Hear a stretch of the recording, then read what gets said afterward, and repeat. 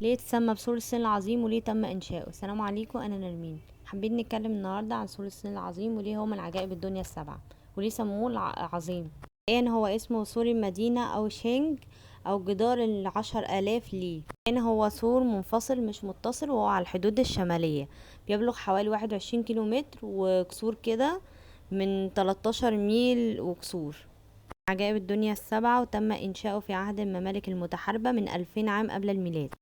غرض بنائه ان هو يدافع عن البلاد لردع العدو، وان هو كان فيه ممرات وفيه ابراج مراقبة وفيه اماكن في الجدار لدخول الاسلحة، وفي اماكن في السور لصرف المياه الامطار. تم بناؤه في عهد حكام تراكوت سوكهيو تشينغو لحمايتهم من هجمات المغول والاتراك. وبعدها قامت حكام اسرة تشين في بناء اجزاء بقية السور لحمايتهم بعد كده من البدو، ده سنة 221 قبل الميلاد. انتهى العمل منه خالص سنة 204 قبل الميلاد. شارك فيه حوالي 300 ألف شخص أو أكتر، منهم كان مجرمين ومزارعين وعامة الشعب. كان المجرمين كان بيقضوا عقوبتهم في ان هم يبنوا في السور، أو الناس اللي هم الرجالة اللي هم داخلين الجيش. وصلوا بناؤه لأسرة هان سنة 202 قبل الميلاد، وأسرة سيوي، وأسرة منغ. مر بتضاريس وجبال وتلال وهضاب وأنهار ودوائر عرض وطول كتيرة ومختلفة. دور السد في صد أي هجمات ضد أي غزو. نتكلم عن غزو المغول للصين. هو المغول كانوا طمعانين في ثروة الصين بالنسبة لكل حاجة، بالنسبة للمحاصيل الزراعية والمواشي والمناجم والناس وكل حاجة. بدأ من سلالة سلونغ، واحتل المغول من سنة 1205 لحد 1279، وان السد ما عملش دوره بأكمل وجه، يعني صد الهجمات بس بسيط، وان هو معرفش يدافع عن الصين، يعني معرفش يقوم بوظيفته اللي هم اتبنى علشانها والناس دول ماتوا علشانها.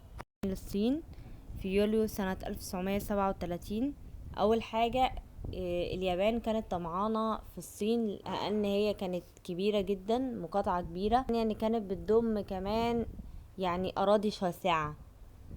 تم إدخال الأفيون إجباريا لدولة الصين، ولما هي ما كانش عاجبها فعملوا يعني عارف العقدة في المنشار عشان ايه، تيجي حرب يعني، فييجوا يحتلوهم. المهم اتبادلوا اطلاقات النار ومناوشات وكل الكلام ده، وما يعني ما قعدش السور، ما قعدش كتير، ودخلوا وسقطت في اغسطس 1937 من نفس السنة. وسقطت بكين، سقطت مدينة كمان اسمها تيباجاجان. العصور اتهدت حتت منه كتيرة، فاتقام بترميمها تاني سنة 1949. استخدموا بعد كده الجيش الصيني لتدريب الناس اللي بيلتحقوا بالجيش الصيني، وان هو ازاي ان هم يعرفوا يصوبوا ويعرفوا يستخدموا الاسلحة. تم بناؤه من الطين والحجر والرمل الاصفر وعلى مر العصور، لان كل عصر بيبقى فيه مواد مستخدمة غير العصور التانية. قامت منظمة اليونسكو بإعلان إن هو أثر ويجب الحفاظ عليه، ده سنة 1987.